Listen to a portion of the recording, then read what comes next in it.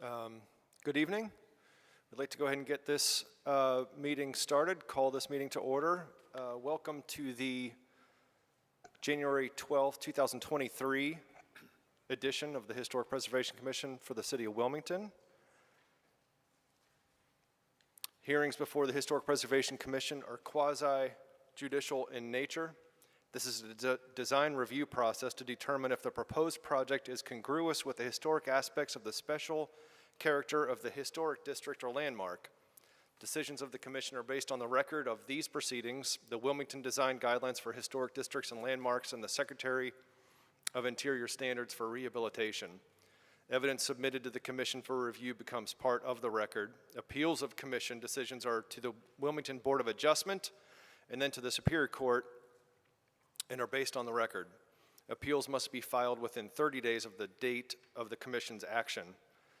Public comment is heard during the public comment portion of the agenda item. Those who want to address the Commission are sworn as witnesses. The Chair recognizes that those who want to address the Commission during the public hearing. Comments should be directed to the Commission. To ensure that all comments are properly recorded, please come to the podium to address the Commission. State your name, address, and speak clearly. The room is equipped with an assisted hearing system for people with hearing loss to use. Please switch on the T-coil on your hearing aid or ask city staff for assistance. At this time, I would like to request that all cell phones be either turned off or put on silence mode. Thank you for that.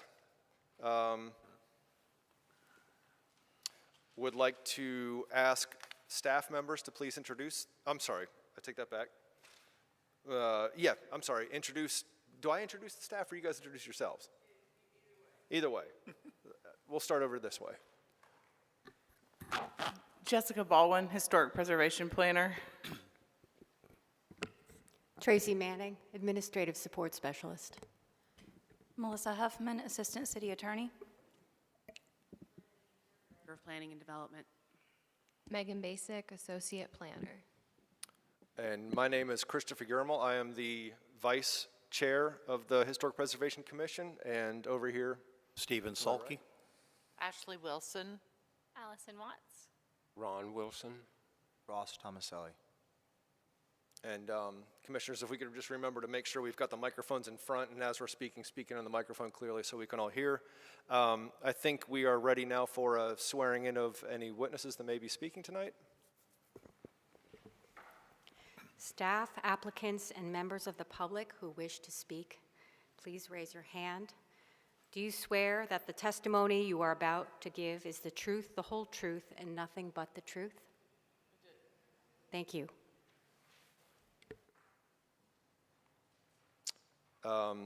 Minutes from December 8th. Would like to hear a motion to approve minutes or make any remarks for changes or edits? I so move. A second. All in favor? Aye. Any opposed? Thank you. And then we are on to now administrative portion of the agenda. Item number 1, please, 19 South 6th Street.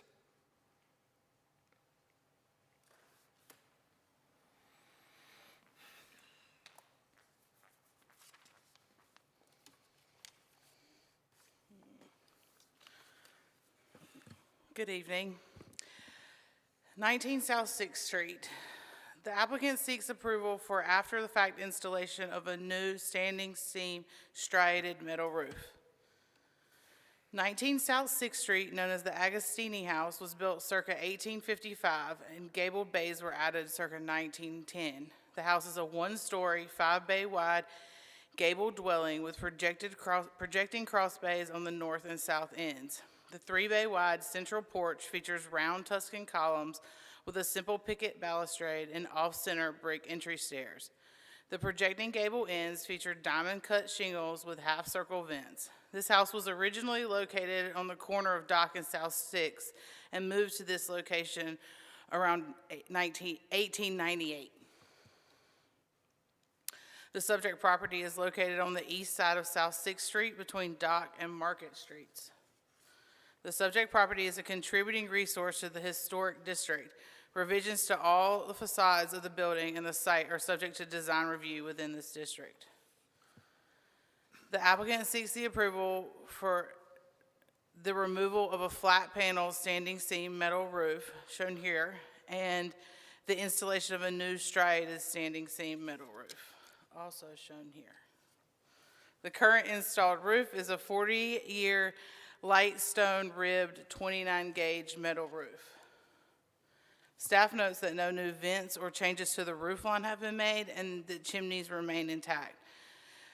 Staff would also like to ask that the commission consider allowing the applicant to, should the applicant need to install a different roof, they can install an asphalt shingle roof via bypass application to move their process along faster. And staff would enter tonight's report into the proceedings. Any questions? Yeah, I have one. I don't believe it was a standing seam roof that was removed. I passed this house a million times. It was a metal shingled roof. If you look at the picture, that's not standing seam. I noticed that in the packet. I mean, our understanding, that's what we had on file, so, I mean, Okay. it was some form of metal roof, absolutely. There are multiple materials of roofs Right. on this house, so that could factor into that. Okay, well, the roof in that picture is the roof that was on the house prior to this, so, all right, thank you. Any other questions? Okay, thank you.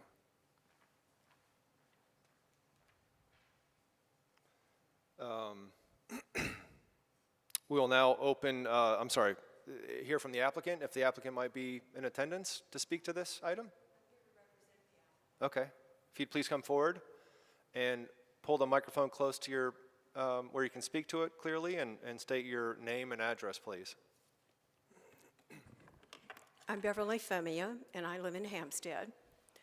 And Steve is correct. This was the roof that was actually on the house. The tenant was kind enough or interested enough to grab a couple of these and save them. And so we do know what was there. I wish I'd known that this was all going to go down. It would all have been handled differently, I'm sure. And I've learned on the internet there's a healthy market for these. Very. I've written something, and I'll read it. I think that'll keep me on track, as I have a tendency to wander. I believe the letter I originally wrote to Jessica Baldwin to submit with information regarding the current roof at 19 South 6 explains how we reached this hearing.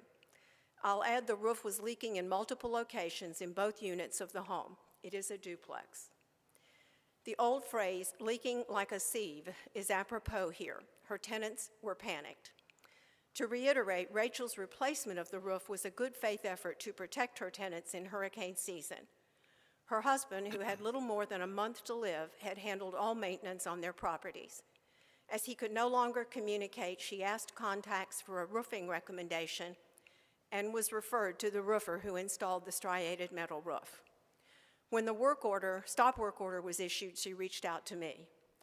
I've learned that she was not well served by the contractor's estimate, which promised, quote, to re-roof with galvanized metal and shingles as is the roof now, unquote, and even less well served by their work, which remains incomplete. Because the tenant retrieved samples of the materials being removed from the roof, we know that the original portion of the house was shingled with metal tiles. Neither the metal roof, which the roofer installed, nor the metal roof required by the commission are like the original roof.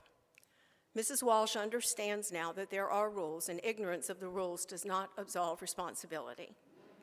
Since submitting our materials for this hearing, we've learned that the current roofer's estimate to remove the existing metal roof and replace it with the required metal roof is inadequate to complete the work. Through reaching out to a qualified contractor, we've learned that rather than the $14,000 shown on their estimate, which we originally included in the package, the actual cost of the new roofing would be in $30,000, perhaps more if structural improvements are necessary. At this time, we are awaiting the results of a structural inspection performed by Chris Holmes Engineering in December. We had the home fully inspected in November and got a rough estimate from a qualified roofer with whom I've had several experiences. I'm actually a Wilmington realtor. And as a consequence of that, decided to get a structural inspection. Just this afternoon, Worth Godwin of Chris Holmes Engineering presented preliminary information suggesting while results are not final, it's likely structural improvements will be necessary. I anticipate it could easily be another 2 weeks or more before we have final results and can begin the process of looking for vendors.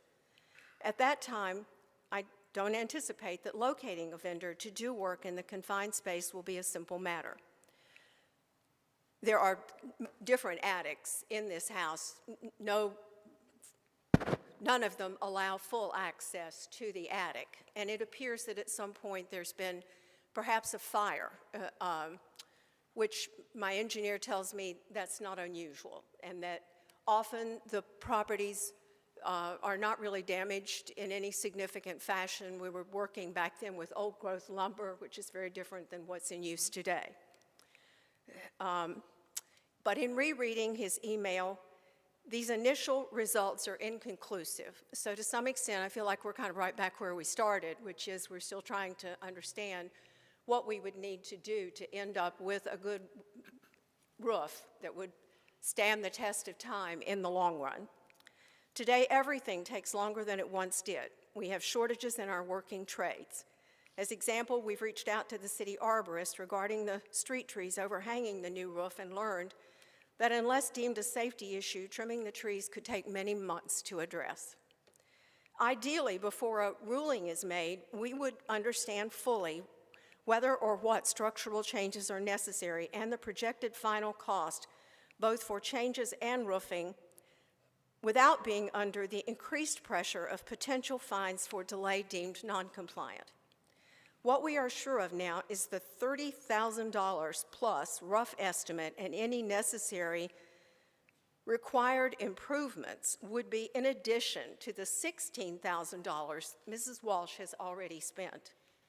The required metal roofing simply costs more than is affordable for her, and based on market value, more money than would be wise for a home of this size and type, a simple cottage, never a grand home.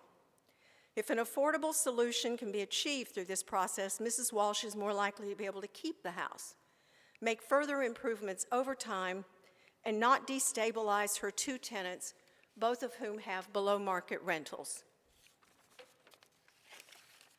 We are certain replacing the existing metal on the main portion of the roof with asphalt shingles to match the new shingles on the rear additions. Asphalt shingles is what was on the rear additions to the home, and there are now new asphalt shingles there. Asphalt shingles were the original roofing on the rear additions, and at the time the additions were built, a practical solution as asphalt shingles had replaced metal shingles. To close, I come back to how we got here. The current situation is not one created out of arrogance, but rather a lack of understanding.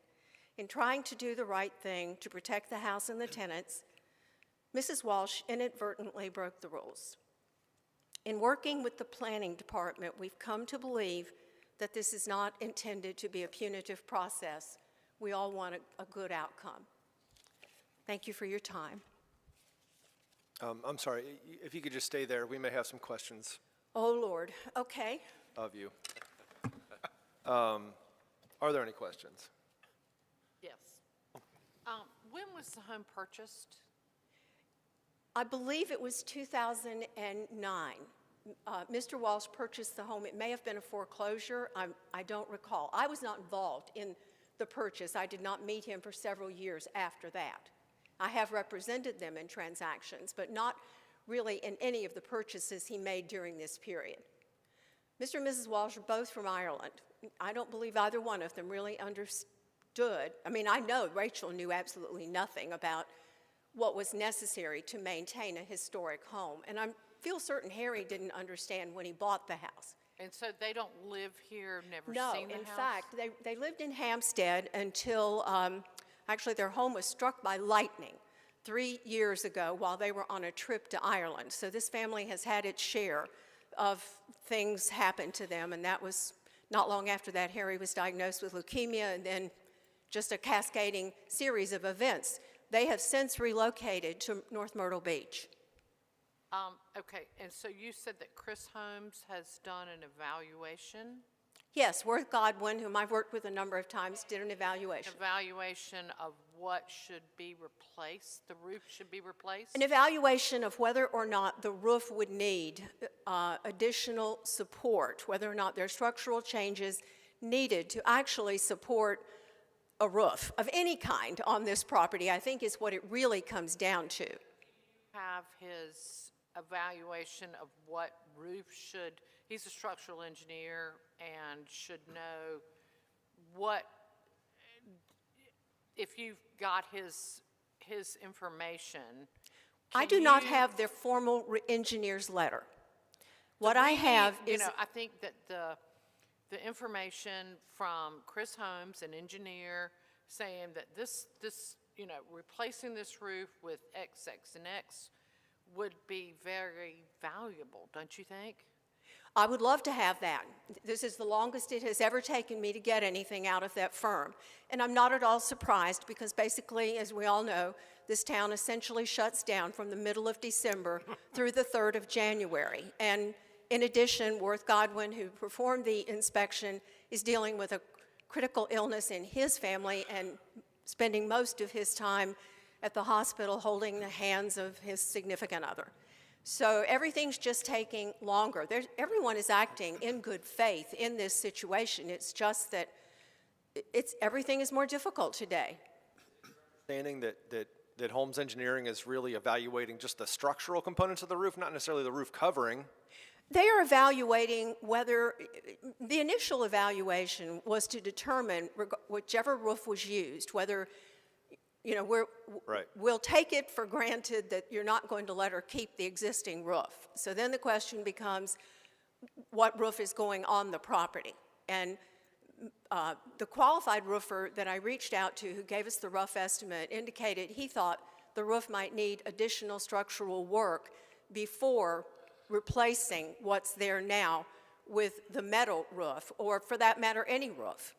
And so I have provided Chris Holmes Engineering with the specifications for the metal roof that you would ideally want to see there, and with the specifications for the asphalt shingled roof. That was my question, is what is he evaluating for? Is he evaluating that this is going to have a metal roof or a shingle roof? Because the weights of the two per square foot are... Well, at this point, we're looking at, either or. On the one hand, I would love to know that we could put an asphalt shingle roof there because I know that would be less expensive and more likely to allow her to keep the home and continue to make improvements and keep the tenants who have below-market rentals in place.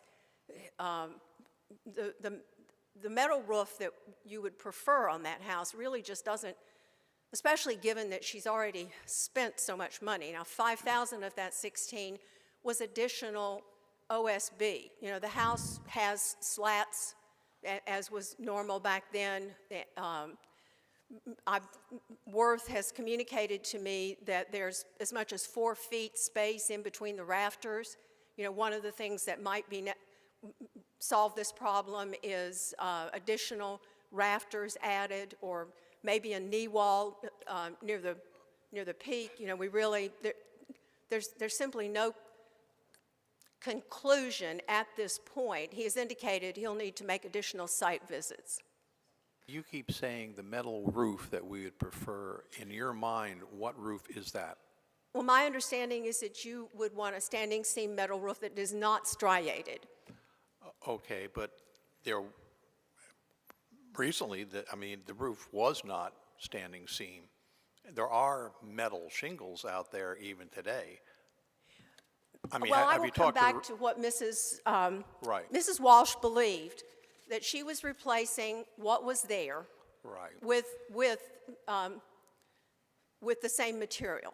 She had no idea, in effect, what was there, nor what the roofer was going to use. She was in the process of dealing with a husband who was within weeks of dying. I understand that, and the roofer didn't say anything about, oh, by the way, this is an historic district? The roofer clearly should not be working in the historic district. Okay. And of course, it's ultimately the homeowner's responsibility to know, to communicate effectively with the roofer and to bear responsibility for what goes wrong. But I do not, certainly, there would be absolutely no question that the roofer who did this work would not do any further work on the property. Understood. Would it be more comfortable for you to have a continuance until next month to get the report from the engineer? Well, that will get us one step further down the path. It won't tell us necessarily what it's going to cost to make these changes. Again, we come back to the fact that it takes a long time. But yes, Jessica's already been kind enough to give us a continuance from December. We felt it was necessary to, we don't want to look like we're just dragging this out for the sake of being difficult. So that's why I'm here tonight to explain where we are today. Gotcha. Any other questions from other commissioners or comments on this for the applicant? I have I guess a business question. Was any legal representation hired for this? I see here on your estimate, it says re-roof with galvanized metal and shingles as is the roof now. And I see a couple places where the roofer notes that they're going to be replacing what's there with the same thing. I am anticipating that she would spend more money litigating than she would end up with. The roofer is a small contractor, and it's very easy to go down that path and just waste more money and more time. And the roofer has liability insurance, I would assume. That was Who knows? determined One would ahead of assume, time. yes, but whether or not that was provided in advance, I doubt it. Mrs. Walsh, when she reached out to me via text the day that the stop work order was issued, said, I'm in trouble. I mean, she was just in a blind panic because she thought she was doing the right thing, and I think the referral was not a good referral to begin with, and certainly the people who did this shouldn't be working downtown. And now, of course, we have a roof that's actually not finished, so the house is not fully protected at this point. We come back again, this is not meant to be a punitive process. I think that what would make the most sense here is for asphalt shingles to go on the roof, just as is on the back wings, and that would probably be an affordable solution. Having $45,000 or $50,000 in this roof when it's all said and done just doesn't make sense given the market value of the house. And we would follow the engineer's instructions as to how to make sure that this house has any changes that need to be made. At this point, I'm not 100% positive changes will need to be made. It seems to be leaning in that direction. Okay. And we would get a competent roofer to do this work. Understood. Any other questions or comments? Okay, thank you. Thank you. I wanted to open the public comment portion of the hearing. Anyone wishing to speak in favor of the proposal?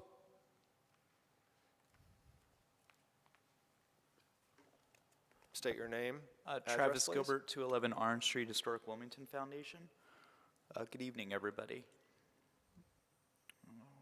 Did not intend to speak about this evening, but I do want to enter a few things into the public record. We've had several conversations with Ms. Walsh and the tenants at this property. I think it is, an unfortunate situation.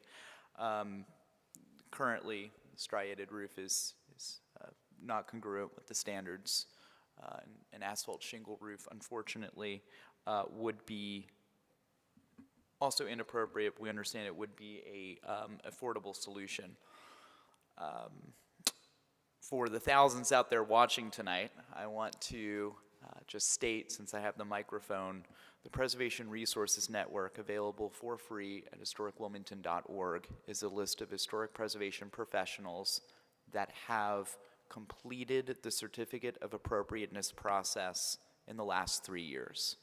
It is the surest way to know you are going to enter business with a preservation professional that understands the Certificate of Appropriateness process and the importance of working with our partners at the City of Wilmington, historicwilmington.org. Secondly, we have a great relationship with Chris Holmes, and we'd be very interested, with Ms. Walsh's permission, to see the final product there. Chris Holmes is the engineer that is serving on our Preservation Equity Fund sites, 2 sites that are seeking to make historic preservation, historic properties affordable. On that note, should you all seek a continuance tonight, I want to define what Historic Wilmington Foundation could do with a continuance. I believe if the property owner would be willing to enter into conversations with Suzanne Rogers from the city's Community Services Department regarding an agreement or a historic preservation easement that includes a rent cap for these tenants, if they are in fact renting at below market rate values, and these are affordable housing units in a historic building downtown, the Historic Wilmington Foundation could consider financial aid to find an appropriate solution for this roof, should those remain affordable housing units in a contributing resource in the National Register Historic District and in the local historic district. We will receive notification of our next round of funding for the Preservation Equity Fund by January 31st from the 1772 Foundation, and we'll have an indication of our funding from New Hanover County and perhaps the City of Wilmington in late May. So with a continuance, we could discuss ways to keep these units affordable and to find a solution perhaps that indicates some financial aid from the Historic Wilmington Foundation should Suzanne Rogers be included in the conversation. Thank you. Anyone else to speak in favor? Anyone to speak opposed to the item? All right, I'd like to close the public comment portion of the item and move on to hearing from commission members about this, please. I think that a continuance with Chris Holmes, you know, evaluation of what needs to be done, and with the Historic Wilmington Preservation looking into it, and just continue until next time. Okay. Anyone else? Any thoughts? I kind of like that idea too, because I don't know if Travis has any idea, but the cost of maybe panels of simulated metal shingles, I don't think they're individual anymore. I think they come in panels. I mean, I don't know what the cost of that is, but that could be less than a standing seam metal roof. I mean, it seems like the most expensive. So I'd kind of be in favor of getting this sorted out for a month and letting everybody go back with engineers or whomever and work it out. If I'm hearing right, though, based on what Mr. Gilbert mentioned when he spoke, was about something with funding opportunities from the city in May. So that would actually put this out at about 180 days, not just a month. Is that long? I'm not sold that Holmes is going to. I mean, he's going to be looking at the structural components, and I don't see how an engineer, personally, I don't see how an engineer is going to help arbit this one way or the other. It's really a matter of you know, funding for this owner to figure out what they're going to do. But if that's something that's a burden, and the city might be able to help if there's a rent cap, it seems like this is going to be something that we would wait for that to happen in May, and maybe it goes out that long, 180 days. I think in the meantime they need Travis, to work is on that getting correct? some roof covering. Is that, yeah, it's 180 days, Yeah. Is that a, We'll reopen the public comment portion. Pause. We will hear back from the 1772 Foundation, which is one of our significant underwriters, by January 31st, so in a matter of weeks. Oh. However, the landscape becomes much clearer once we enter the budget season for New Hanover County, who was a significant underwriter in this last grant cycle, and then the city of Wilmington, which is, by the end of May, usually we have indication of how the landscape looks in both those municipalities' budgets, which of course aren't passed until sometime in June, by the end of June, the fiscal year. However, in my conversations with the property owner and the tenants, the key is an agreement to keeping these rental units affordable, because the city of Wilmington code enforcement did not identify this property as a candidate for the Preservation Equity Fund when we established that fund, which is, the true intent is owner-occupied properties on the demolition by neglect list who can prove a financial need. This is slightly different, thus I would appreciate Suzanne Rogers being a part of the conversation. And because I just didn't know, Jessica, is that appropriate, and with Suzanne?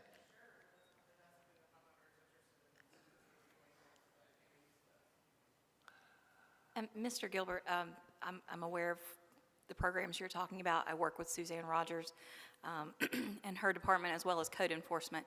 I would suggest, if we don't want to wait all the way until May to revisit this and see if the owner has made progress, we wait until at least March the 9th, just knowing the load that community development, which is Ms. Rogers' department and my department, are under right now. I think that 1 month would not be sufficient time for us to really explore the possibility, so we may want to revisit it in March, see if this truly is a candidate for that type of preservation easement.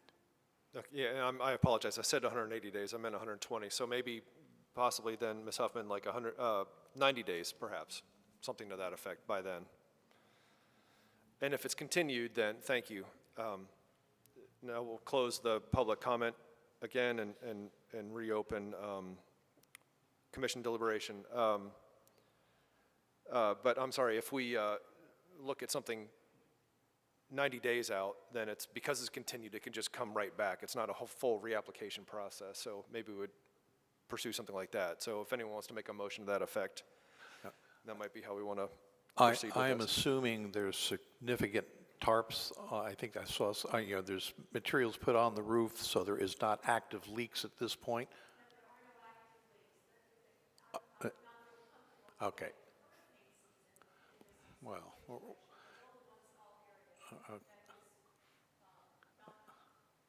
okay, don't use the H word, I get nervous, but, okay. Yeah. And while the matter is pending, there will be no enforcement activities, so Right. the owner does not have to worry about civil citations or anything along those matters, along those lines, while the matter is pending. I would be in favor of giving everybody enough time. Someone like to make a motion, please? I make a motion to move this here, or what's the, what's the word again? To delay this hearing until March, would you say 9th? Or March 9th or April 13th would be the next. Is there a meeting on March 9th? Is that the second Thursday? Yes. Yes, Okay. it is. Seems like maybe in April then. April to allow this to marinate. All right, then to continue this meeting until April. That would be the April 13th meeting. April 13th, thank you. Continue this application until April 13th. Second. All in favor? Aye. Any opposed? That motion passes.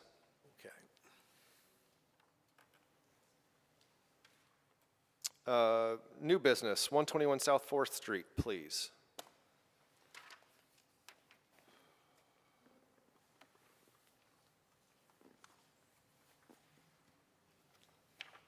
The The applicant for 121 South 4th Street proposes to construct a new rear yard pool deck.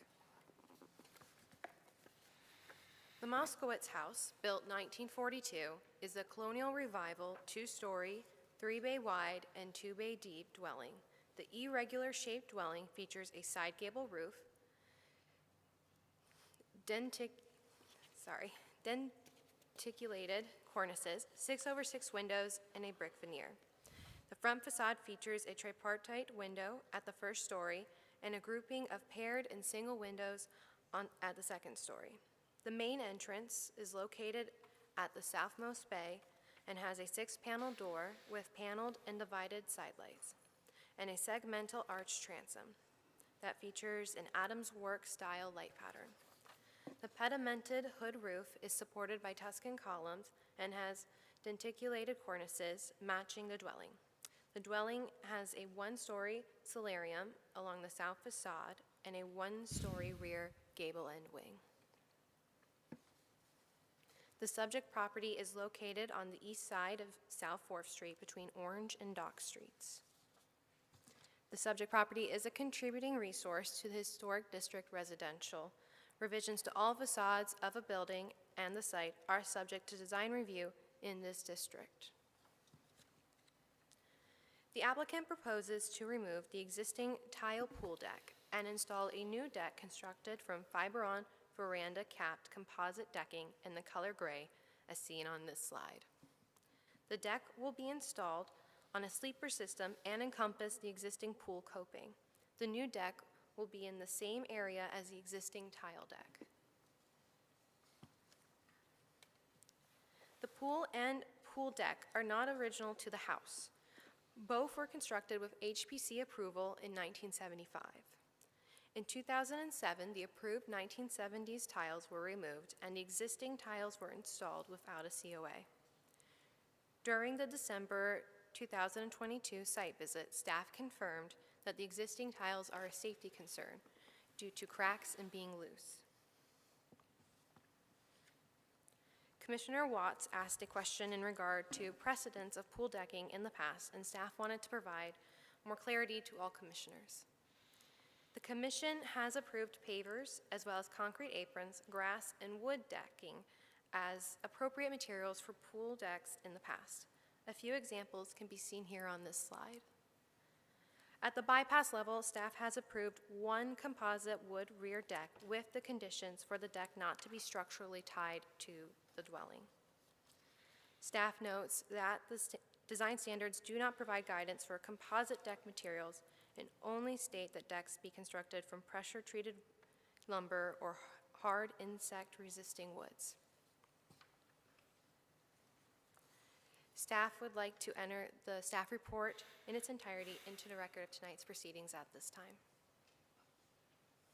Any questions of staff? Thank you. Okay.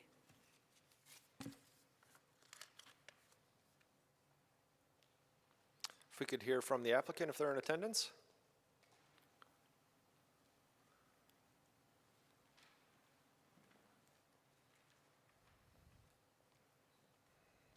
If you please state your names and addresses, please. Nancy Bullock, 121 South 4th. I'm Bruce McGuire, 121 South 4th. We are the owners of the property. Good evening. First, there are just a few things with the staff report that I'd like to discuss. Some inconsistencies. On page 3, item 4B references the 1975 COA as approving, quote, installation of an above-ground swimming pool in the rear yard. I don't know where that language came from. We gave you some supplementary information. On page 2 is a copy of the 1975 COA, and it just says install swimming pool.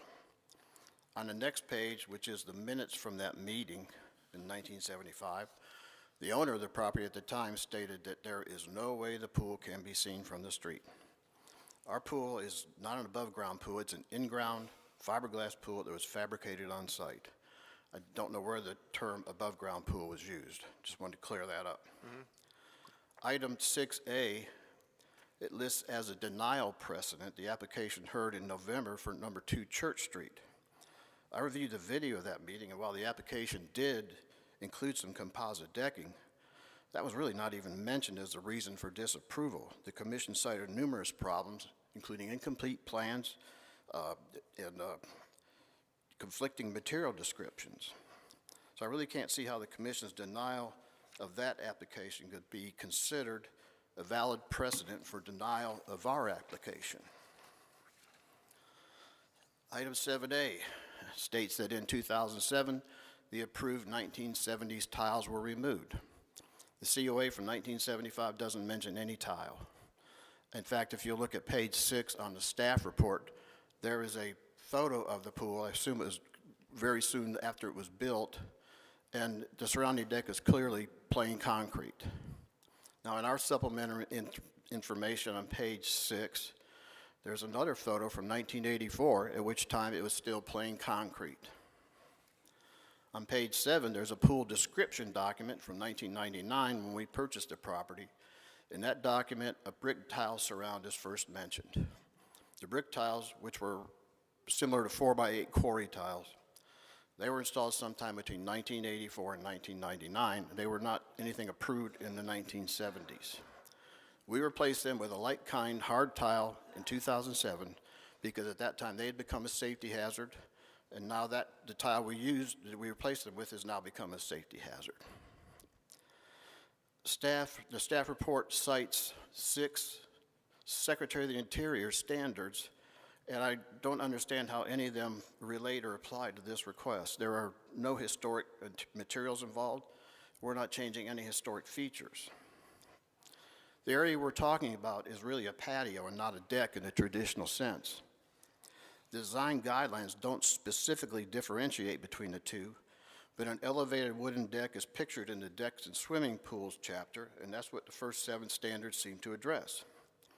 Standard number 2 states design decks to be contemporary yet compatible with the related building. The use of the word contemporary is key here. I think it must be because standard number 5 states construct decks of pressure-treated lumber or hard insect-resisting woods. Pressure-treated lumber is a contemporary building material. It wasn't until the early 1980s that it became commonly used. It wasn't even required by the building code for exterior wall floor plates until 1983. I think this standard was meant to discourage using untreated softwood lumber, which is not insect resistant. And it doesn't rule out the use of other contemporary materials like composites. Composite planks are insect proof. As was stated as far back as 1975, our pool area is not visible from any public street or sidewalk. We have neighbors on both sides and one behind us. The pool area is visible from a few of their second floor windows. On pages 8 and 9 of the supplemental information that we get passed out are copies of sworn notarized affidavits from our neighbors on both sides. And I've given Ms. Baldwin a copy of those. In these affidavits, they affirm that the pool area cannot be seen from any street or sidewalk and can only be seen by them from some of their second floor windows. They also state that they do not object to the proposed change of materials. The house behind our property has been uninhabited really for many years, so we were not able to contact the owner of that property. In Wilmington, we respect the historic fabric and acknowledge our duty to preserve it. In fact, it's the law. Our house has had 16 COAs issued since the historic districts were established. The preservation guidelines, they contain the tools used to accomplish this. Approving this change of materials will not harm or disturb the historic fabric in any way. Aside from the limited second floor views from directly adjacent houses, our pool area is literally only visible to others if we invite them into our home. We're not totally against using treated wood if that's the commission's wish. It would save us money, but I believe the composite material will look much better, it will last longer with less maintenance, and it really is no less appropriate than pressure-treated wood. Please give it some consideration. Thank you. Happy for any questions. Any questions? I have one. So you removed the quarry tile. What was under the quarry tile when you removed that and replaced it with this tile that we see here, the concrete slab. slab? So the slab is still there? Yes, yes. And so remove the quarry tile, put this new tile with the, I think I read a crack isolation membrane, Crack correct? membrane with it, yes. And so now to do this work, what you're proposing to do, you'd be removing the tile, obviously, removing the membrane, and removing all of the concrete as well, No, correct? no. The concrete, this composite floor would be on a 5-quarter sleeper system that is with stainless steel fasteners attached to the concrete slab. I So we- assume that the concrete is compromised. That's why it's moving. That's why there's. No, it's actually what happened is the crack membrane, I'm not sure if the one that they put on was the appropriate one for exterior use, but once water started getting through some of the grout joints, the crack membrane started buckling up. The slab is intact. There's Slab nothing is wrong with the solid. slab underneath. Okay. So if you're going to look at doing any kind of decking on top of this, how are you going to manage the water that gets through the cracks in the decking? It goes out, there's scuppers in the sides of the brick walls, so and it all slopes to there, so we would make sure the sleeper system allowed for all that water to still drain where it does now. And draining away from the coping toward the, Yes, yes. okay. No other questions other than mine? Okay. Thank you. Okay, thank you. Wanted to open the public comment portion of the hearing. Anyone wishing to speak in favor of the proposal? Anyone wishing to speak in opposition of the proposal? Hearing that, we would like to close the public comment portion of the item and move to deliberations by commission members here.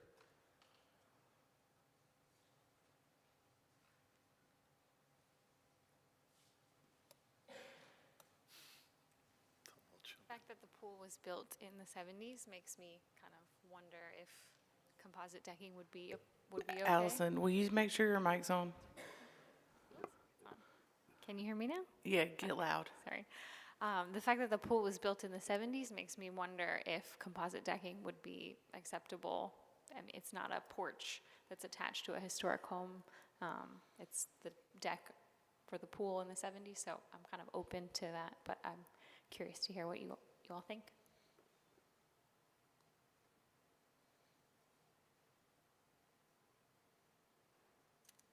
Ross, Ron, Stephen, Ashley, anyone else? I think Bruce probably knows more about this than all of us, to be honest. But, and I move to approve, unless anybody has any. I mean, from the 70s to now, I mean, do you have a better solution? Me personally?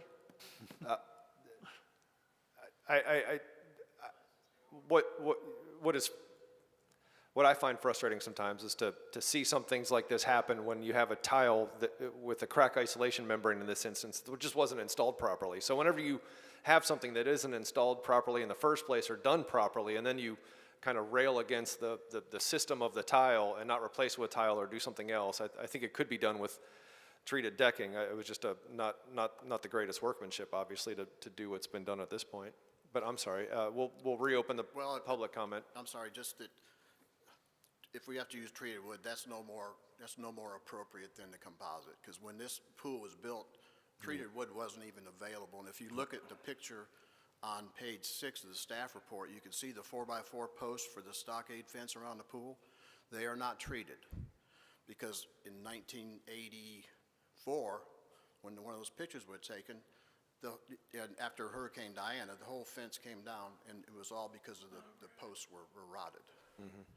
So, and with the tile, I feel much better having a mechanically attached system to the concrete rather than adhesive attached. And these will all be stainless steel fasteners, and it'll be done right. Thank you.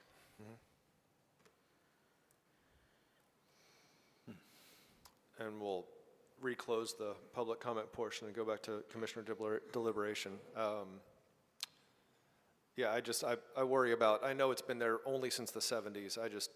We're always concerned about precedent, and I personally feel like pressure treated or going back with concrete or tile is more congruous or appropriate for this property.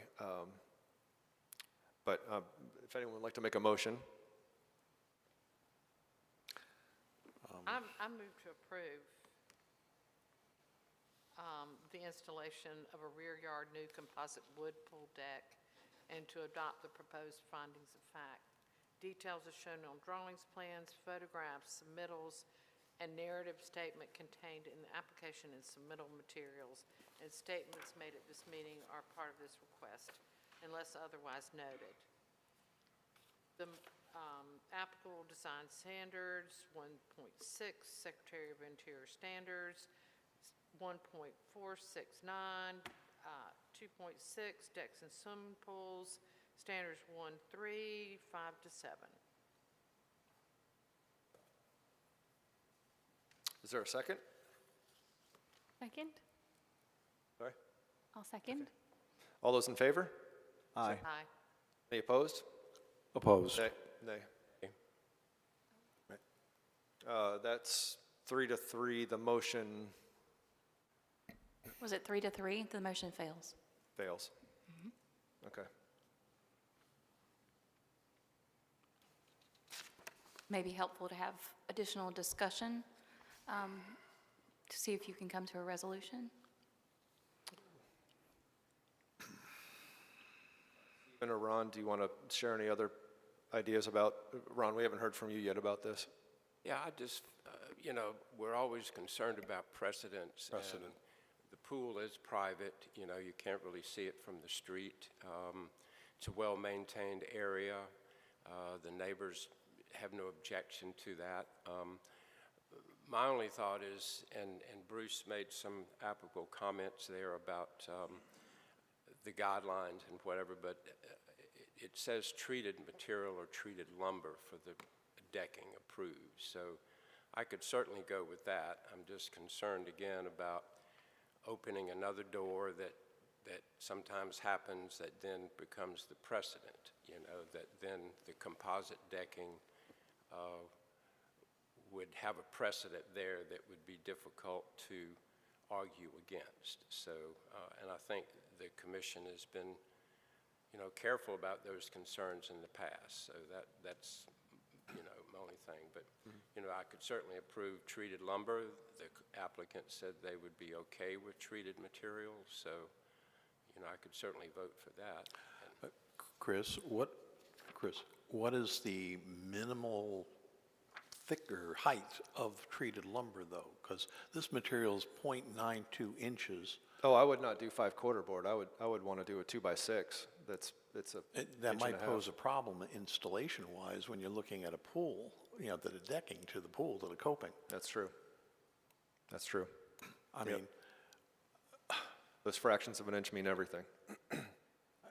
Ross, I'm sorry. I think you were going to say something, Ross? My thoughts on it are it's a private space, and I know you're talking about precedents, but and unintended consequences of something. But it's not like they've come in here and asked to build an entryway to their house that's out of this composite. It's their private space. It's not visible from the road. And like they said, no one can see it except for their neighbors on the second floor. I know we have standards to uphold, but something I kind of repeatedly I hear about here a lot is the cost of stuff, and I don't like the idea of being in the historic district to be a cost prohibitive thing if all these materials keep getting more and more expensive. Well, cost is not supposed to be part of our purview. Whenever someone comes, we don't have the purview to look at the cost of the particular product. I mean, that's not within our purview as the commissioners. So Steve, how do you feel? I mean, we've already voted no. So obviously. We're talking now, is someone going to make another motion? Several things. This would be a dangerous precedent because, again, once we allow composite, then somebody else will say, well, you did it over there. And Another thing is, there's tile there now. The tile was apparently replaced once. I don't see why it cannot be taken back to the concrete and then properly installed a tile. There's some great tiles that are non-skid, et cetera, that could go around this pool. I mean,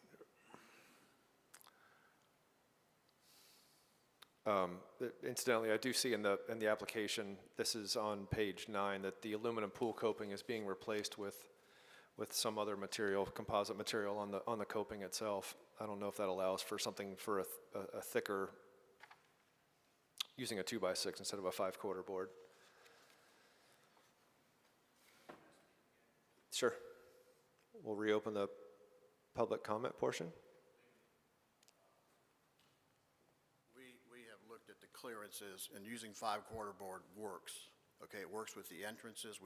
Our kitchen and has French doors going out to the pool patio, and it works fine.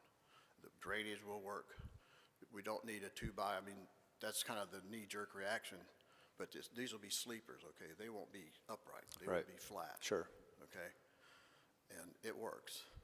And again, I understand your concern about precedence, but like, as I said, treated wood, that's no more 1970s or historic than anything else. Well, it's always the fact that it's a wood as opposed to non-wood, whether it's chemically treated or something to that effect. It's usually, I mean, we allow for treated wood on all kinds of things. The fact, it's more important that it's wood. If it has to be treated wood, fine, but it really is going to make a big difference in how the finished product looks.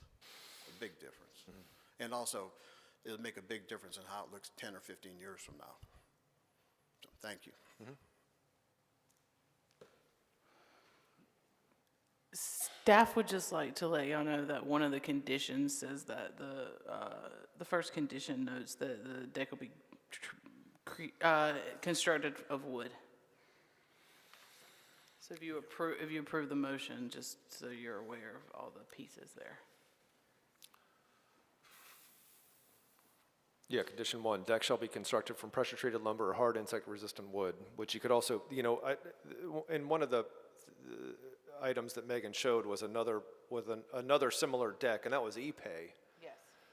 It wasn't a composite. Was there? It was Ipe, but they've opted out of construction on that pool portion. Okay. So we have no photos. I think if there's a precedent for Ipe and the homeowners are open to that, then I would be okay with changing my vote. Yes, sir. We'll reopen the public portion of the. Ipe is a fine material, okay, but Ipe is Brazilian hardwood. Ipe is not anything green to it. Using Ipe is one of the reasons for global warming. Not a huge one, but it's part of it. That's where the Amazon rainforests are disappearing, and we're using Ipe. And the composite deck that we're proposing looks a lot like Ipe after it is aged and developed a patina. It turns into a gray patina, which this is a gray material too.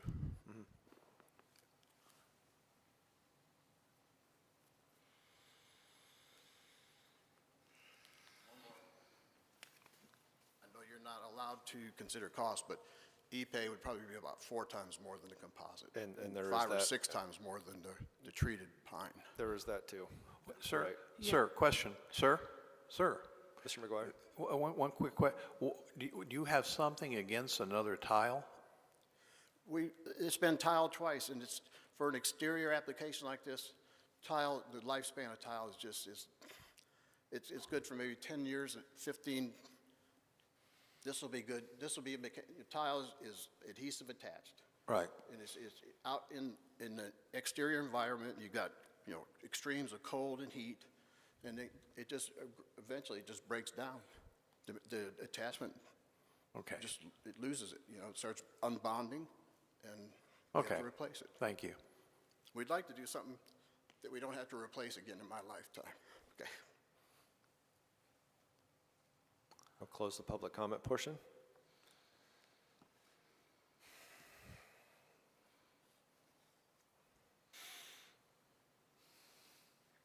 I don't know that we made any progress. on that? Do you want to make another motion? Anyone?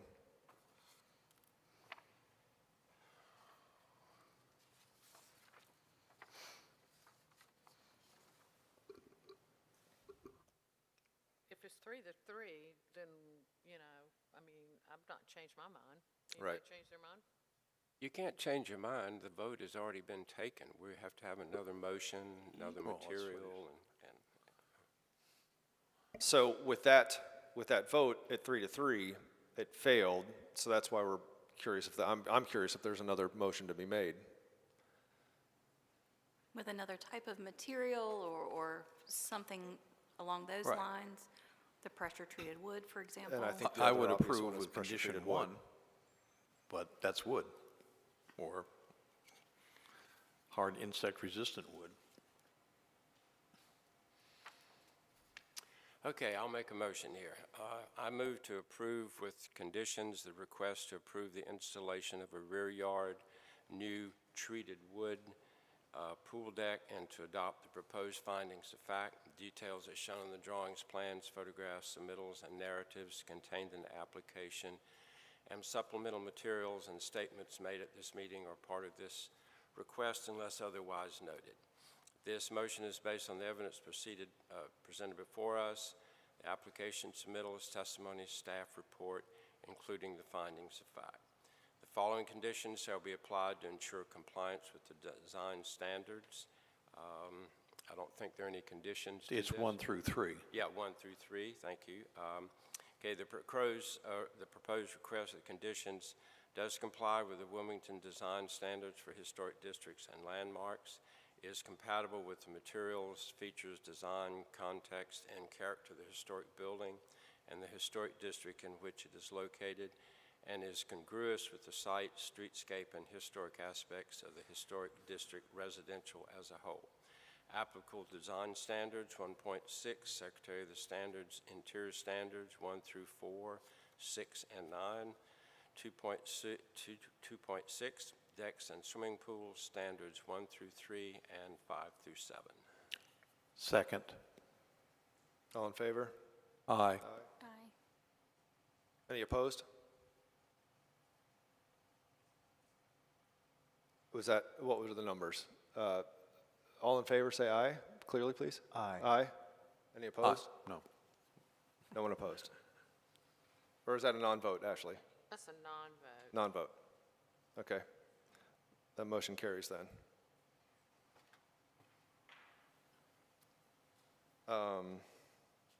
Thank you. Agenda item number 3, please. Where are we?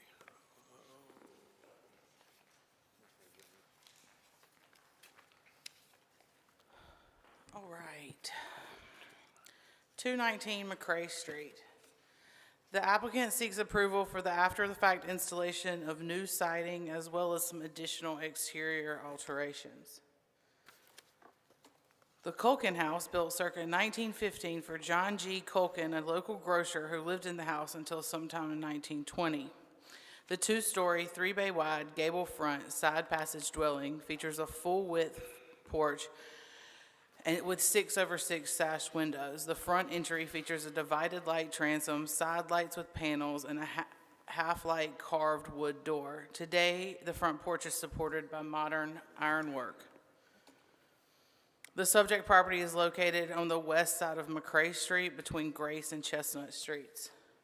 The subject property is a contributing resource to the Historic District Residential. Revisions to all facades of the building and the site are subject to design review within this district. The applicant proposes the approval of the following after-the-fact alterations to the rear west facade: the removal of existing siding and the installation of new hardy board siding painted white to match the existing. And here you can see, sorry, I thought there was more. There's just that one. Here you can see in the slide the original siding and then the work that is replacement. The applicant also seeks to make the following exterior alterations to the front east facade: to remove the existing metal 6-inch porch columns and metal balustrade with new columns and balustrade These columns and balustrade are not original to the dwelling. The new columns and balustrades will be 6-inch by 6-inch wood painted white, and the balustrade will be match the existing height with 2-inch by 2-inch square pickets painted white. As you can see, there's an example that they plan to use. The applicant also seeks to make these following changes overall and to repair siding, fascia, and soffits as needed. New soffits and fascias will be vinyl to match the existing, to install white gutters with no specification on the gutters was given, and to paint all facades white to match the existing. The applicant also proposes to repair the front door, side lights, panels, and transom. Staff notes that the metal columns, balustrade of the front porch are not original to the dwelling, as previously stated. They were also not original at the time of the National Register report, but they were there at the time of the National Register report. Staff notes that the front door is historic to the home, and staff notes that upon further investigations, the current installed windows were installed sometime between 2014 with no COA issued. There was also a metal front porch awning that was removed between 2019 and 2022 with no COA issue. Staff notes that the applicant was instructed in September that before the hardy board was installed that the installation of new materials would need to be approved by the Preservation Commission. Staff would like to enter tonight's report in its entirety into tonight's proceedings. Thank you. Any questions for Megan? One quick question. I saw, Jessica. I looked at the property, there's a COA in the front, and it's for the replacement of the rear door for a full light door, but that door that's put in apparently is metal. Was that approved? Yes, that and the rear door and the rear porch was reworked and approved. Okay. The other thing, the knee wall in the front to the left is severely... That's a different property. Oh, that is a different property. It's Yes. not the same lot. Okay, Correct. thank you. And those people cut down, yes, sorry, too much Okay, information. understood. I have a question. Sure. When you said the applicant was informed to not do new work until it had been approved, number one, how did they respond to that? And number two, do you know? They were very nice about it. I think that they kind of got caught up and they were getting ready to start some porch work. We got called, we went out, they came in, we got them approval for the porch and the rear porch and doors, and as that was happening, they talked to me about some of these other things they want to do. I told them that they would need to come to commission for that. They kind of got caught up in terms of time and that kind of thing, and then they started to do work anyway, which was currently the building has a stop work order on it. Okay, Until the commission can decide about the rear siding. okay, thank you. It's also stated that the current siding is going to be repaired or something. Is that asbestos siding on this house? Staff's not sure, but most likely. Okay. Actually, I don't know that for sure. I've recently learned that there's some fiber cement siding that looks very similar to this that Similar. is not So we don't know. asbestos. We do not know. But if it's repaired, it's going to be repaired in like? That is what I was told. Okay, thank you. Jessica, I hate to put you on the spot, but I'm cool. a bit confused by, the case overview. After the fact installation of new siding and exterior modifications to the front facade. So breaking this down, we're just looking at which bulleted items on this application? The after the fact installation of the siding, Siding in the rear. and as well as they want to do the additional work, and so since they're here, they're asking for approval on the additional work, which includes the front fascia, some fascia and soffit repairs, as well as some kind of repairs throughout the property, all of the siding, and then the repair to the front door and the porch. So those haven't been done yet. They want to do those, so since they're all here at one time, we're doing it all at once. Yeah. And you said the door was original? Was that what I saw? It's in the very report? historic to the home. So You the can repair, see, the repair doesn't really matter to us, really. I mean, unless they're changing some aspect of the door, there's really nothing for us to. Right, I have them included because it's not exactly, Okay. it was, things haven't been clear as to what's being done, so I just prefer to have it all wrapped in there. Understood, okay. Plus, like, I really like that door. I would hate to see something happen to it. And then they're seeking approval to do the repairs on the rot, the wood rot on the boxing, the soffit and fascia on the front, and then keep that wrapped with vinyl, Correct. right? Re-wrap it with vinyl after the Correct. repairs are done. Because I think they're gonna patch it in if I had it, but I do not know that. They're here tonight and can explain that. And the metal pieces on the porch are currently just kind of hanging there via the roof of the porch. They're not actually attached. They've rusted out at the attachment at the flooring of the porch, the deck of the porch. And we're not necessarily, they're not seeking approval after the fact for anything having to do with these windows that were No, replaced. those and the- windows are something that are out of our, we can't do anything about them now. Okay. Okay. Anyone else? Thank you.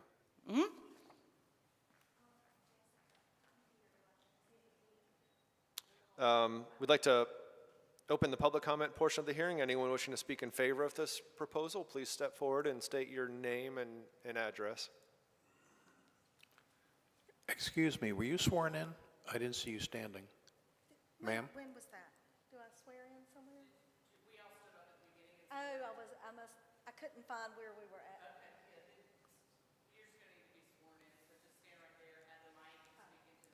Okay.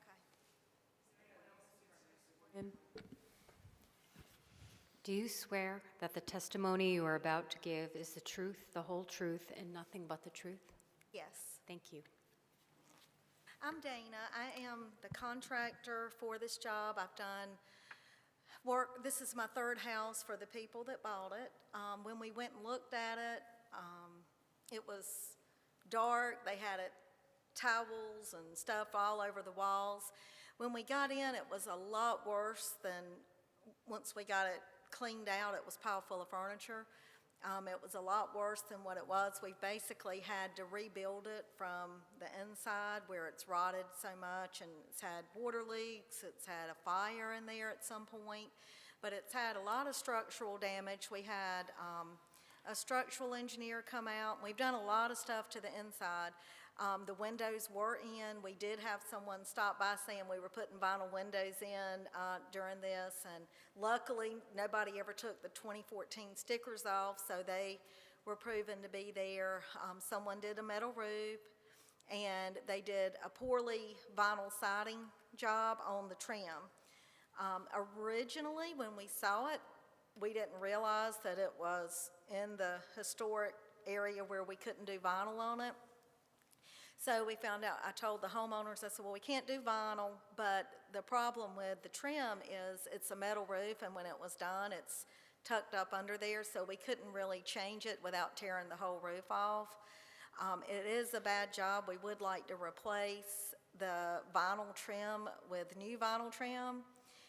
The house is way over budget, so when she was saying that we want to patch in the front, the back was so bad, it's got so much siding missing off of it that we did replace. We started the Hardy. We weren't going to do anything to the front until we got here, but we did do that because it was holes in the back and it did have water coming in the house. As you can see, it's about to get that way on the front. But we were going to just leave it white and patch in some shingles where some shingles are on the front. When I say shingles, I mean the siding shake. It's got some missing on the front and the sides, and we were going to patch those and just repaint it. So the porch rails are in really bad shape. They're actually, the structure's getting bad for the roof, and we just took a picture of the neighbor's front porch, and it's like we would do this one just like that, to make it easy, 6x6 columns, painted white. And the front door is beautiful. I'm like Jessica, we definitely, there's a historic guy that does them. I'm sure y'all know who he is. I can't think of his name, but he's gonna redo the whole door. It's got the original doorbell that you can kind of turn. I thought it was cool. But, yes, everything else is, So on page 4, there's a photograph of, I think, some asbestos clapboard over the original, right? And what are you proposing to do with that, just so we can follow this properly? where's page, show me where it is. Jessica, do Is you it possible to control this? pull page 4 from the application? Or, yes, yeah, so can you describe what you're trying to get done with this area in the back? We're just gonna have to put some shake. It's not gonna be exact as what that is, but we'll just have to tie in some and paint it. There's really no extra money to reside this whole house. You know, that would be a lot. But, Okay. you know, where it's rotted, it's a little rotted right there. It'll have to be That's cut right. out and tied in, and then just put some regular shade close as possible to that. There actually is a vinyl that looks really close to this, but I'm sure we can get a wood close to it too and paint it and just tie it in. Right, yeah, well, that's not original, obviously. You're covering original siding, so there is a product that's sold. It used to be Godwin's, and I don't know if they still carry that, but they have a product that's a 1/4 inch or 5/6, same thickness as that, and you can Yeah. do repairs with that. Yeah, we'll have to get that. I was gonna take it over to the siding place and just get the closest thing we can to that size and just tie it in. And I'm sorry, if you could also tell me about this, the thing, I'm just curious at the front. You say you can't just have exposed wood there on the front, Well, up at the front where boxing it's the rotted, we soffit can't- and fascia. Where it's got vinyl, we were just gonna put new vinyl trim to the exterior like it currently is. Right. And you can't do wood because, what was the The reasoning? metal roof, the way the metal roof is and the vinyl, the way it comes over to the edge. There's no clearance to put in wood, you're saying? It's too thin? The overlap? Okay. Okay. Were you the contractor in September 2022 Yes. that did that was an after-fact installation too? And then, I mean, we've been working on this house a while, so what are you referring to? well, I'm just trying to understand the process here. So it said in September that you had already done an after-the-fact rear porch, railing, and stair repair. We got the permit for that. Yeah, but it was after the fact. Remember, you came in and we paid the fee, and it was an after-the-fact approval because you had already started the work. Oh, I think we had demoed it, but we hadn't actually started it. Yeah, we got a call. Well, that's starting it when you demo They something. came out for the windows, but we hadn't actually got started with the porch at that time. But the frame of it was completely broken in two. So when we were out there working, this happened on the inside too. That's what I'm saying. It was so many structural things. But on the outside of the back porch, and I've got pictures of it, but it had completely rotted. So we did have it demoed, but we hadn't actually started something on it. And the reason why we were gonna apply for everything at once, but we didn't know what the budget was gonna allow. So, because we were gonna try to reside the whole house, but there was so much work on the inside that it was way more work than we had planned. We were gonna keep the drywall, we had to demo it. We demoed it down to the studs. And, yeah, I understand all of that and the issues you had to go through, but I'm trying to address the after-the-fact installation that, number one, how did that occur? You said earlier you didn't know that it was in the historic district, and then you became aware that it's in the historic district. Yeah, I knew it was all around it, but I'm saying when we first went and looked at it, but this is one of those, this old house, this was a learning experience for me, but it was a lot worse than anything I had expected. It did have an inspection that we were able to look over, but it did not cover nearly how bad this house was. This house could have really been completely taken down to the ground. It's that kind of shape. So it's got new studs in the walls, it's got new floor joists. I mean, it's got a Right, lot. I understand all of that, and that's not really our purview here with, you know, the issues that you're having to deal with as part of that construction. So I know. my point in this is that, you know, again, after the fact, and you're doing a lot of work on this house, and a lot of it is done without the appropriate COAs. So that's one issue. And then the second issue, you're asking to put vinyl back onto the house, and that's, you know, up on the roof. I don't really know the details. I can't tell from the photographs. We're not trying to add vinyl where vinyl's not already at. The whole house is wrapped in vinyl on the trim. Yeah, I understand. Yeah, I understand that. When I say, I know there's houses that's like we've done some that were close to the historic and they're old houses like this, but it's still. At this house, okay? Can we just talk about this project? Oh, I know. I'm just saying my experience. And there's a vinyl house like behind this one, so that's closer in to downtown. So I just assumed with the townhomes across the street and with the vinyl beside it that this one was going to be passed. But it does have vinyl, and it does have vinyl windows. Well, we have to hear from a number of contractors. Are you licensed, GC? I am. Okay. Well, we have to hear from a number of contractors and home handymen that come into the district and are not aware of what they have to do, and then you learn you know really part quick. of well, it's not really a learning process. You should, as a contractor, know what you're getting into, in my opinion, before you sign the contract with the client. right. But you know, our situation up here is we have to look at this project and how it adheres to the guidelines. And there, in my opinion, there are a number of issues with it, with materials you want to go back with, and you know, the hardy board in the back is an issue, but I'm not sure how the other commissioners feel. I was just trying to understand the after the fact stuff as far as that, but thank you very much. Anyone else? I did have one more question. So on the back, we're looking at this photograph of where the rear porch is and the stairs going to the second floor porch. The siding around there, when this house was first purchased by your client, what was the siding around that?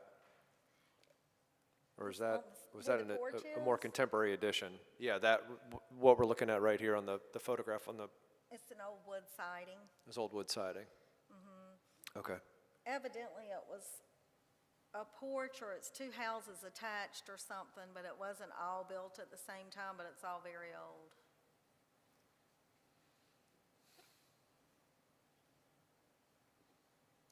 Okay. Thank you.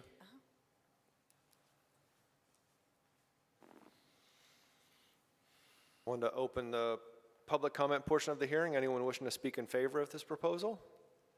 Anyone wishing to speak in opposition to the proposal? Seeing none, we will close the public comment portion of the item and begin deliberations by the commission members here.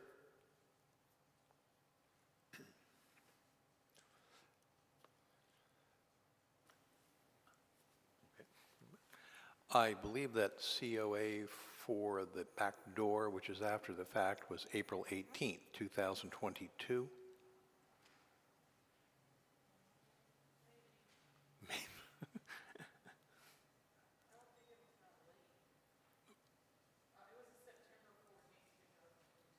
Oh, September. Okay, I'm sorry. I thought it was earlier. Okay.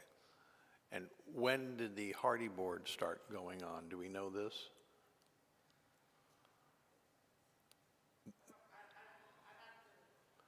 I'd have to pull, I don't know what date this stop work order was issued. That would be about the time the hardy board was going up. I'd say a month after, a month and a half after. Okay, I'm trying to like Ron to understand this. So this particular job site's already had an after-the-fact incident, and a month later, something else is going on with no COA. That is correct. That's what I'm getting at. Thank you. Thank you.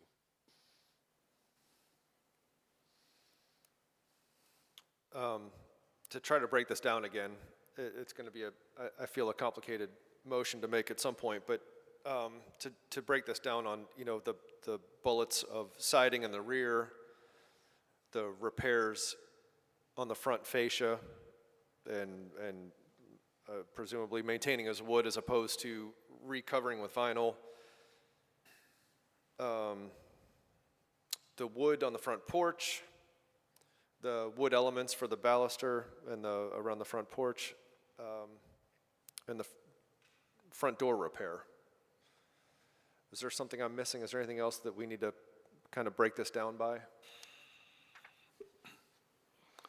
I'm a little confused. On the front, is the front being Okay, so the front, done, or is it vinyl siding?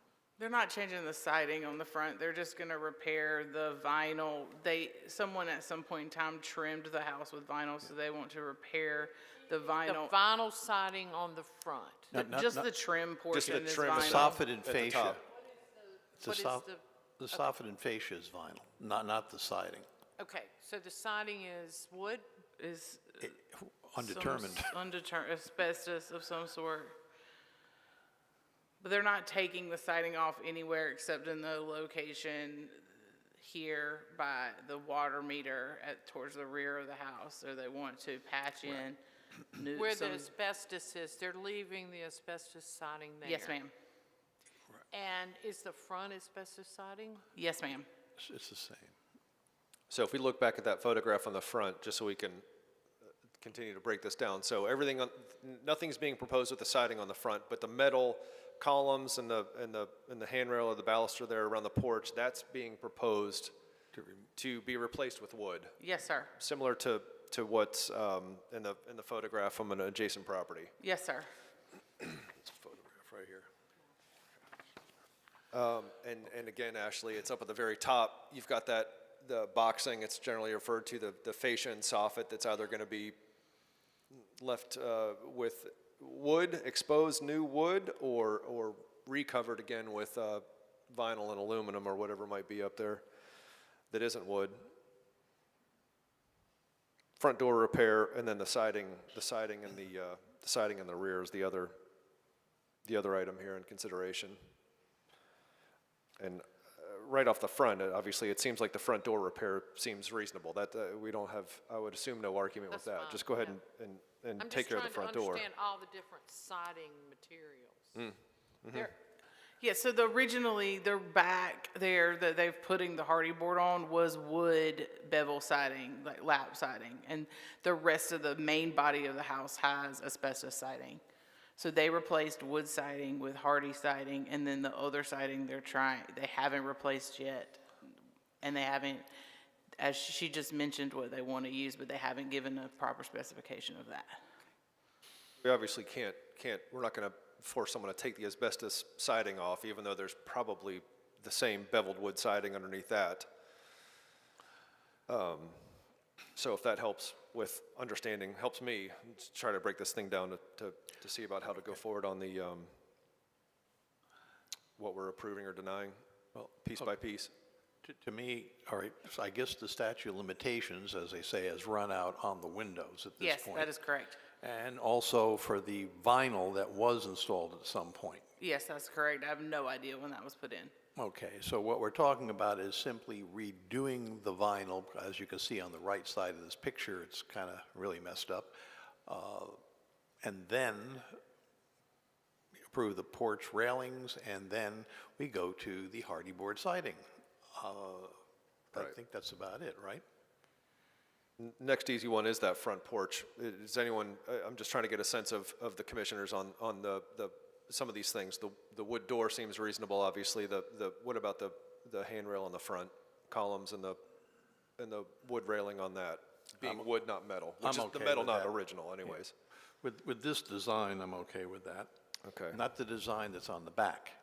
That's a Okay. different design. We've gone through this before, but It looks like the stairs in the back are going in front of the back door. Was that originally approved? I don't That's where the stairs were originally located, yes. okay. And those rear stairs, yes. Yeah, you can see an old photograph where there was some, But I think Chris is just referring, we're one facade at a time, the front facade. yeah. So personally, not that I'm in love with the idea, but because of it's already been done, I'm okay with fixing the vinyl that is there. Unfortunately, the windows, we can't do anything about. I'm fine with the porch railings in the front, the door, et cetera. But since there was wood siding on the back of this building, and I don't believe we've ever approved hardy board, that's a no to me. That's kind of where I stand on this. Okay, all right, agreed. Yeah, I agree with you too, Stephen. I feel like the railing, if it's not original, I think the proposed railing looked acceptable, but the hardy board, kind of going back to the wood, if it was originally wood, going back to wood. Yep. I think we've approved hardy board at some points, haven't New we? construction, New construction. Construction, okay, not not existing. no, I don't believe it's ever been approved on a historic or a Not that contributing structure. staff has been able to locate at this time. Okay. What about historic overlay? If we can't, not to my knowledge. We I'd have to approved- do some research in regards to that. If it was an addition that was added to something, then most likely it was approved as hardy board, but if it was original wood siding, then it probably has to be replaced with wood siding. I would have to look through on that in the overlay.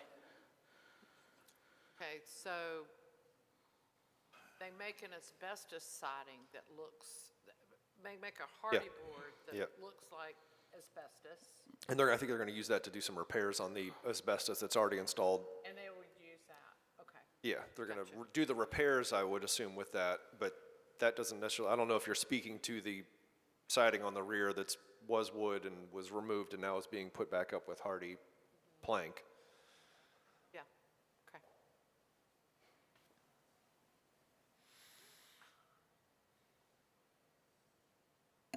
Would anyone like to make a motion then? I think we've got this figured out. Oh, yeah.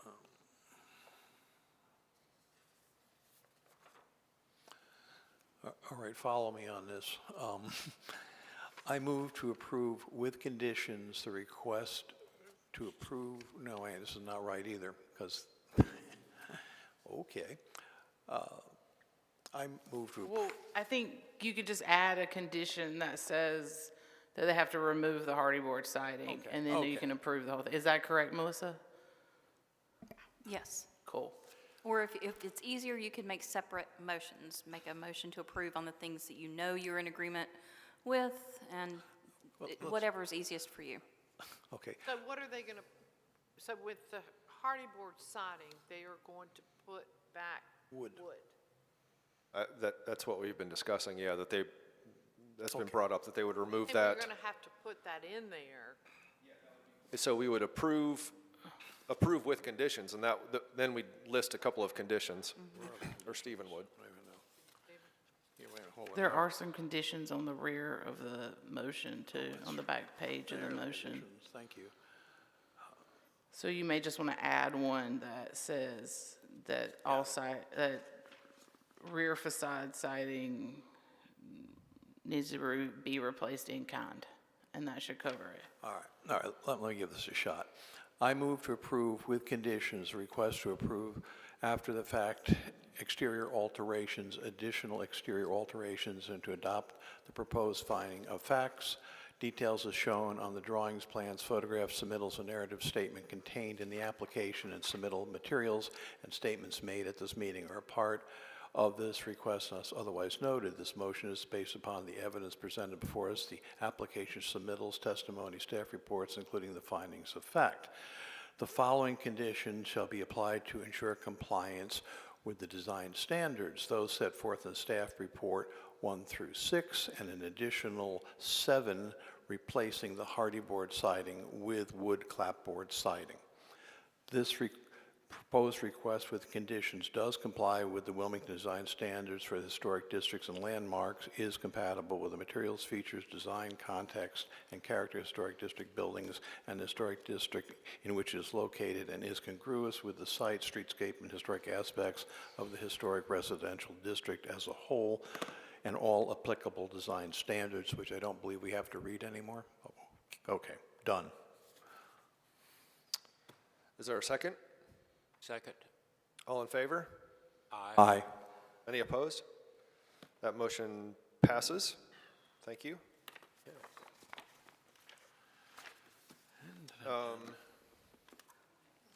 Last agenda item 4, demolition of an existing dwelling.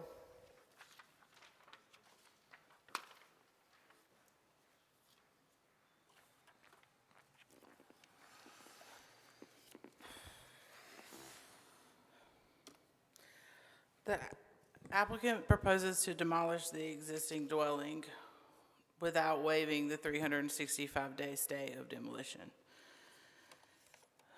The dwelling built circa 1915 is a cross-gable bungalow with a full-width porch and asymmetric windows along the front facade. The porch is supported by square paneled columns and has a balustrade with alternating width balusters. The 3-bay-wide front facade features a tripartite window on the easternmost bay. This grouping has 2/2 windows with a larger central 8/1 window. The westernmost bay has paired 2/2 windows. The central entry features a partial light two-panel door with side lights and transoms. The door light, side lights, and transoms feature a diamond light pattern. The front facade also features a shed-roofed dormer with 2 clear-story windows with matching diamond light pattern. The western facade has 2 one-story projecting bay windows under a single shed roof. Each bay has a tripartite grouping with 2/2 windows.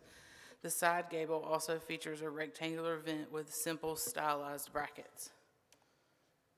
The subject property is located on the southwestern corner of Church and Surrey Streets with a front entrance facing north along Church.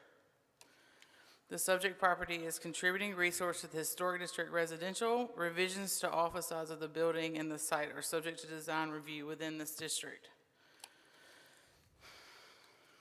Staff notes the applicant does not request to waiver the 365-day stay of demolition. Staff notes that pursuant to the North Carolina State Statute 160D-949, the Historic Preservation Commission cannot deny the demolition of the property in the local or national register historic district unless the building, site, or structure is determined by the State Historic Preservation Officer as having statewide significance. Staff notes the structure proposed for demolition has not been identified as having statewide significance. Finally, staff notes section 18597A11 of the Wilmington Land Development Code, which provides standards for certificates of appropriateness for the demolition of a building within the historic district. It states provisions include a 365-day stay of delay in the effective date of the certificate of appropriateness from the date the application is approved by the commission, a requirement that the maximum period be reduced by the commission where it finds the owner would suffer extreme hardship or be permanently deprived of the beneficial use or a return from such property by virtue of delay, a requirement that the commission negotiate with the owner and other parties during the period of delay to find a means of preserving the building or site. If the commission finds that the building or site has no special significance or value towards maintaining the character of the historic district, it shall waive all or part of the period and authorize earlier demolition or removal. Staff would like to enter tonight's report into the hearing proceedings. Any questions? No questions? I have a question. I don't know what are we Our doing? land development code requires that you all vote, and you can't deny it. That's what this boils down to. The applicant is not here because I told him he didn't need to be present. He has submitted an application. We originally thought that it could be done at staff level. Since you all can't deny it, reading through our land development code, it's required that you all vote. Here we are. And we are fixing. A stay of demolition. He's not asking for it to be shortened. If he was, you could deny him that if he was asking for that 365 days to be shortened. He is not asking that. He is only asking for demolition, which again, you can't deny. In 365 days. In 365 days from the day the order's signed, correct. So when we eventually get around to voting on this,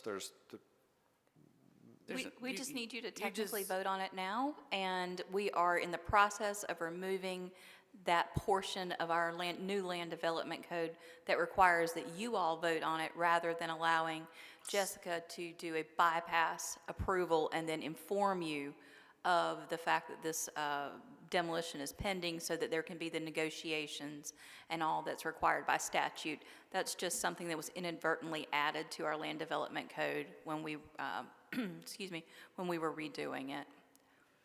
And if you all recall, almost every, I'm sorry? This is out of our hands. This is out of your hands, and every other demo I think we've ever had, someone's been asking to reduce that 365-day stay, so this particular problem has never, has not shown itself to us as staff until now. But we're in the process of fixing it. In the meantime, this owner wants that clock to start running, okay, and he is entitled to that. understood. Any other questions, comments for anyone on staff? Okay, thank you.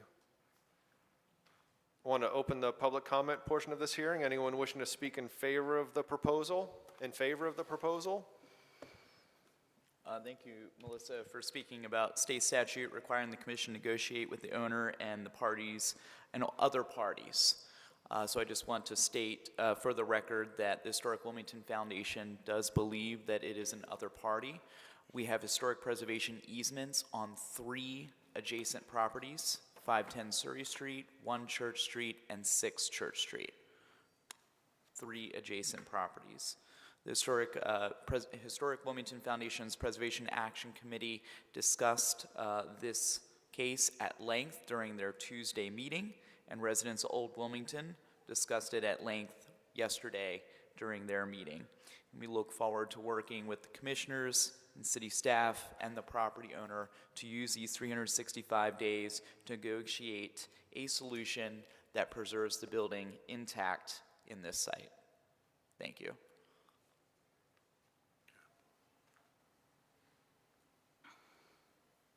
Anyone speaking, I'm sorry, wishing to speak in opposition or in favor? Anyone else? We'll close the public comment. Hold on, Chris. I'm sorry? Someone wants to speak. Oh. Sir, if you'd state your name and address, please. My name is Alan Smith. I live at 5 Church Street, diagonally across from number 2 Church. And I'd like to speak in favor of the proposal to stay the demolition and enter into negotiations. I applaud the role of Historic Wilmington in stepping into this. I just have one question for the HPC. Is the property owner obligated to enter into these negotiations, or can he just, is it his option whether or not to get involved? I can answer that for you, sir. The property owner can entertain the negotiations, but we cannot require him to enter into an agreement. Well, just speaking for the neighbors surrounding this house, we're frankly mystified by this whole situation. And the property owner's motives are really not clear.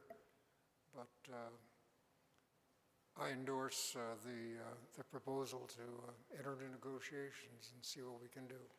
Thank you. Thank you. Anyone else wish to speak? Seeing none, we'll close the public comment portion of the item and go to deliberations by HPC members. What that's worth? Well, apparently we have 2 choices, yes or yes. So, I mean... I mean, if we turn someone down because they submit a nightmare, then they just say we tear it down. And they have the right to do so as long as that 365-day stay has lapsed, unless they get a reduction, yes. Okay. So if our hands are tied, I move to approve the request to demolish the existing dwelling, maintaining the 365-day stay of demolition, and to adopt the proposed findings of facts. Details as shown on the Stephen, drawing. I'm sorry, if I could pause for 1 second. So I'm curious, if we make this motion to approve, but we still vote with our conscience, if anyone is interested in doing so, and voting against it, to make it known that we are against it, it seems like we would be able to do that, but it doesn't really matter. Like, we don't have to vote in favor of the motion to demolish the property sometime after 365 days. And I'm sorry that we put you all in this position. I will tell you that if for some reason this motion does not pass, the city attorney's office will enter into a settlement agreement with the property owner, because we at the city attorney's office understand that it is required by law that they be allowed to do this. Right. So I'm not ever going to ask you to vote against your conscience, but it will be taken care of one way or another. They would, if we vote against our conscience, which we are doing, then they could go to the city attorney and get it torn down before No. this. No, it's still 360. No, and if you'll recall, when you all were each sworn in, you were sworn in to uphold not only the design standards, but also the Constitution and the North Carolina General Statutes. So you need to consider that. Okay. The general statutes state that you cannot deny an application to demolish. Can we vote present like they do in Congress? If you vote present, then you will all be considered a yay vote, and it will still pass. Actually, that was just a joke, but never mind. Well, Okay, attorneys don't have a great sense of humor. I know that. Present, it says that we're not in favor of this, and we can all vote present, correct? You can vote however you feel the and it need to. wouldn't- Just and it- recall, you've got a conflict between the North Carolina General Statutes, which say Yeah. it cannot be Understood. denied, and That's you're clear. sworn to uphold that. So my understanding then is if Stephen has made the motion, and I'm then working he gets on a it. second, and then we vote against that, then as a show of statement that if a commissioner decides to do that, then regardless of what we vote, regardless of the numbers, it would still go to the city attorney, correct? Yes, we will, because I am also sworn to uphold the Constitution Right. and the North Carolina General Statutes, yes. Hold it, and so we swore to go by this, so we really got to say yes. Basically. Yeah, 160D 949. And it's not, there's no conflict in our design guidelines either that says you can't demolish a property. So as bad as it tastes, you're sworn to uphold the law. Okay. And that's why we're going to remove this from having to come before you all for a vote. And next time, we'll just do it as an information. Well, as a constitutionalist, I thank you. Can I continue?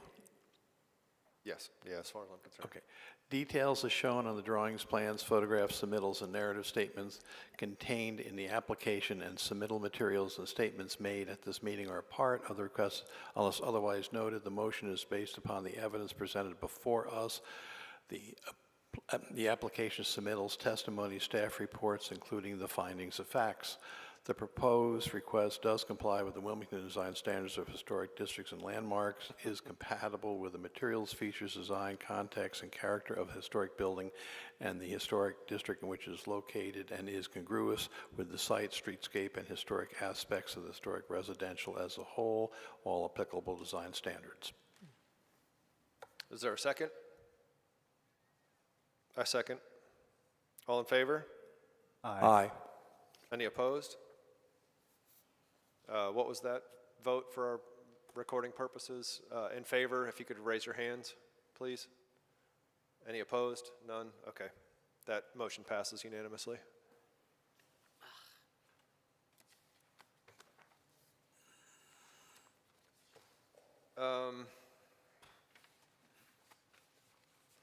Any other items from the commission? Any items from staff?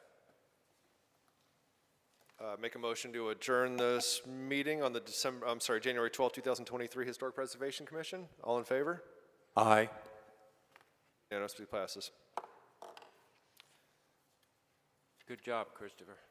That was a pleasure.